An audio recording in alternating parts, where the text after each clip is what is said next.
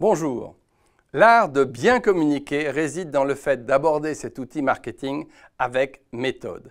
Et j'ai malheureusement trop vu en ma qualité de coach d'affaires des chefs d'entreprise partir dans des projets de communication sans en avoir défini les objectifs ou identifié leurs cibles. Alors ici, je vous propose une méthodologie en 7 points et demi que j'utilise avec mes clients et leurs conseils en communication. Premier point, le ciblage. On ne captive pas des lectrices de L en parlant de foot. Aussi caricaturale qu'elle soit, cette formule met le doigt sur l'importance de connaître le public auquel on veut adresser des messages qui sauront l'intéresser. C'est le travail le plus important, bien connaître ses prospects ou ses clients. Deuxième point, l'offre. Ce que vous avez à proposer doit correspondre à un besoin, à une attente, consciente ou pas, à une demande de vos prospects. Il est donc important d'avoir une offre adaptée à votre cible ou à vos cibles. Troisième point, les messages. Maintenant que vous savez à qui vous vous adressez et quelle offre vous souhaitez faire, alors vous pouvez construire un message cohérent. Par les messages, vous devez intéresser, susciter le désir, proposer une action qui doit correspondre à ce que vous voulez que vos cibles retiennent. Quatrièmement, les supports. Le choix de bons supports est aussi le fruit de l'analyse de vos cibles. Quelles sont leurs lectures, leurs habitudes de consommation, leurs habitudes de communication? Où trouve-t-on ces personnes? Les lieux privilégiés, etc.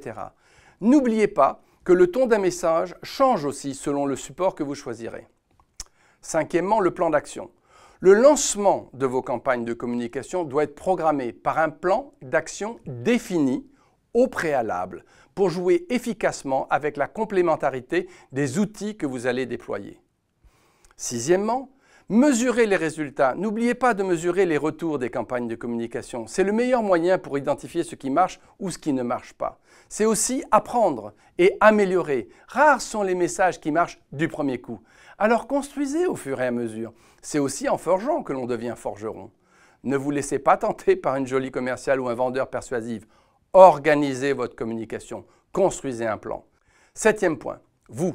Votre implication compte énormément dans la réussite de votre communication. Vous êtes le premier ambassadeur de votre entreprise. Mettez-vous à la place de vos clients ou de vos prospects. Validez que cette communication vous parle en tant que client.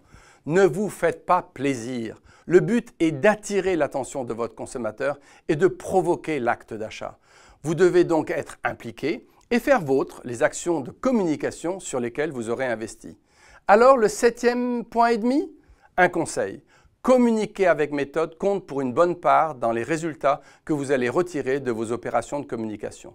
Alors, attachez-vous les services d'un bon spécialiste qui saura traduire votre expertise de votre marché en termes de communication. Conseil de coach. Passez à l'action.